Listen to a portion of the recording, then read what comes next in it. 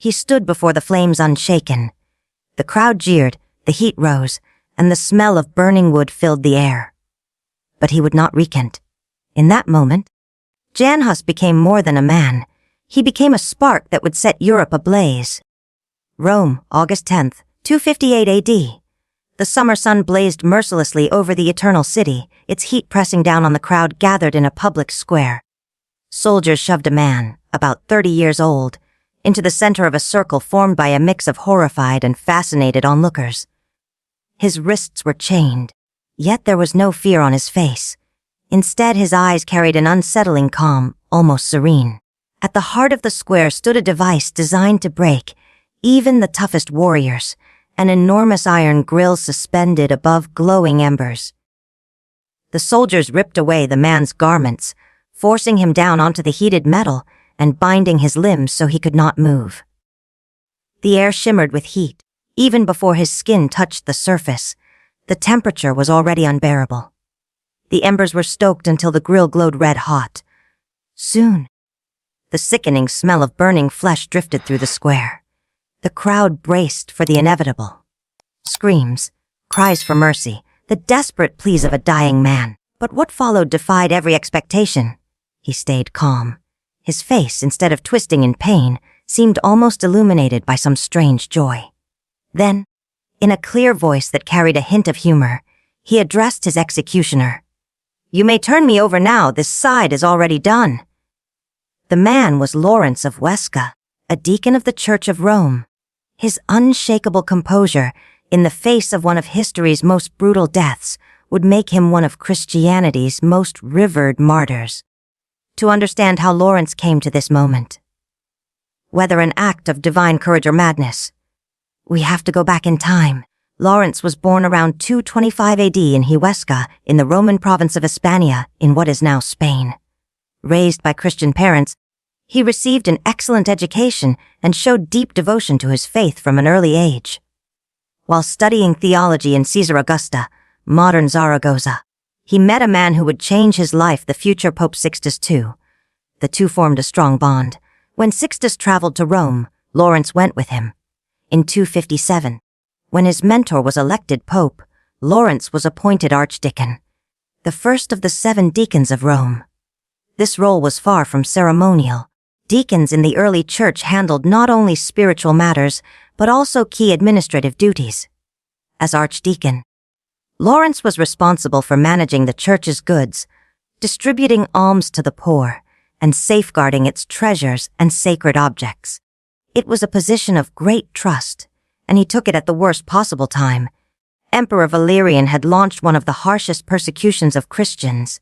In 257, his first edict demanded that all bishops, priests, and deacons offer sacrifice to the Roman gods or face severe punishment. The following year, Emperor Valerian's cruelty deepened. A second edict was issued, harsher than the first. Any Christian leader who refused to renounce the faith would be executed on the spot. The storm soon reached the heart of the church in Rome. On August 6, 258 AD, while celebrating the liturgy in the catacombs of Praetextatus, Pope Sixtus Seppa was seized without warning. Roman soldiers captured him and 4 of his deacons, and the sentence was swift. Beheading carried out without trial. When Lawrence heard of his mentor's arrest, he rushed to meet him. Tradition says he found Sixtus being led to his death and cried out with tears in his eyes, "Where are you going, Father, without your son? Where are you going, holy priest, without your deacon?"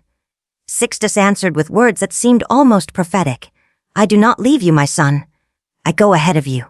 In 3 days, you will follow me." The Roman authorities quickly turned their focus to Lawrence. The prefect of Rome knew Lawrence was the church's treasurer, and he saw an opportunity for personal gain. He ordered Lawrence to hand over all of the church's treasures within 3 days. Lawrence agreed, asking for time to gather them. But during those 3 days, he did not hide the treasures. He gave them away. He worked tirelessly to distribute as much as he could to the poor, the sick, and the helpless. When the deadline came, Lawrence appeared before the prefect, not with gold or jewels, but accompanied by a crowd of beggars, the disabled, the elderly, and the ill. Gesturing to them, he said, "Behold the treasures of the church." The prefect was furious, feeling mocked. He ordered Lawrence to be tortured until he revealed the supposed location of the real wealth. Lawrence, unwavering, repeated that the poor were indeed the greatest treasure of Christ on earth. Enraged by his defiance, the prefect decided Lawrence would suffer the slowest and most agonizing execution possible. Roasted alive on an iron grill. This was no quick death. The heat was intense but not fatal at once. The victim's skin and muscle would cook gradually, the agony stretching on without mercy. It was during this ordeal that Lawrence is said to have uttered his legendary line to his executioner, "You may turn me over. This side is already done." Some historians doubt this detail, suggesting that Lawrence may have been beheaded like the others. But the image of the saint lying on the grill, serene and even humorous in the face of unimaginable suffering, has endured for centuries in Christian memory. Tradition says that as he burned, Lawrence prayed not only for himself, but for the conversion of Rome. Witnesses claimed his face shone with an unearthly light, and instead of the stench of burning flesh, a sweet fragrance filled the air. Many present, including several Roman senators, were said to have been so moved by his courage that they converted to Christianity on the spot.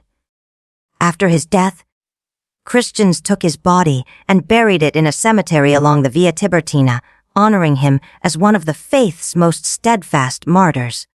When Emperor Constantine legalized Christianity in the following century, a small basilica was built over Lawrence's tomb.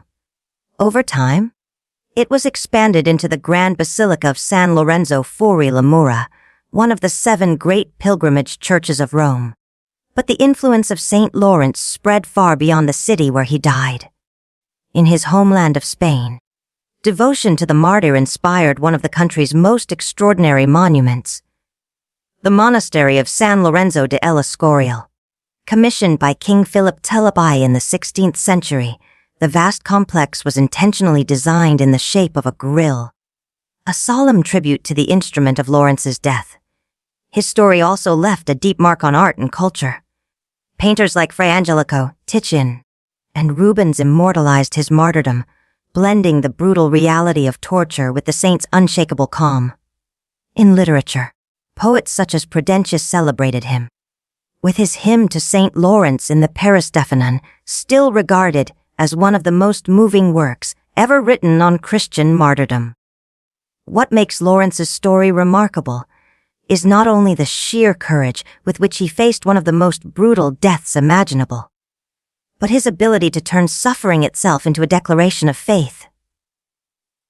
By proclaiming that the poor were the church's true treasures, he set forth a principle that has echoed through the centuries. Real wealth is not measured in gold or silver, but in service to those in need. Even his most famous remark, "You can turn me over, this side is already roasted," reveals more than defiance. It shows a disarming sense of humor in the midst of unimaginable agony. How could a man burning alive still make a joke? Such composure seems beyond the limits of human endurance. Many theologians have concluded that it was not human strength alone at work. They see in Lawrence's martyrdom the power of divine grace acting through an ordinary man. Saint Augustine wrote of him, "His love for Christ burned so intensely that he did not feel the external flames." In this light, Lawrence's death is not merely an act of human heroism, but a vision of the divine. A soul so consumed by love for God that the body's pain became secondary. Whatever interpretation one chooses, it is clear that Lawrence's story has touched something deep in the human spirit. His name endures not only in churches and works of art, but in the language itself. The laurel, symbol of victory, shares its origin with his Latin name, Laurentius. His example challenges us to ask ourselves, what do we count as our treasures? What values would we suffer for, even die for?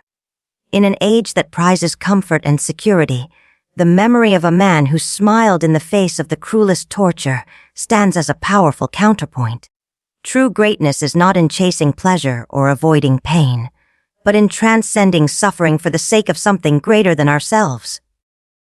In Catholic tradition, Saint Lawrence is honored as the patron saint of the poor, of librarians, for the literary treasures he safeguarded, and, with a touch of irony, of cooks. His feast day falls on August 10th, the date of his martyrdom. On that night, the heavens seem to pay tribute at the annual meteor shower, known as the Tears of St. Lawrence, streaks across the summer sky, as though the embers that consumed him have been transformed into falling stars. And so, the story of the man who was roasted alive yet smiled through the flames continues to light our understanding of faith, courage, and the human capacity to rise above even the most terrible of trials.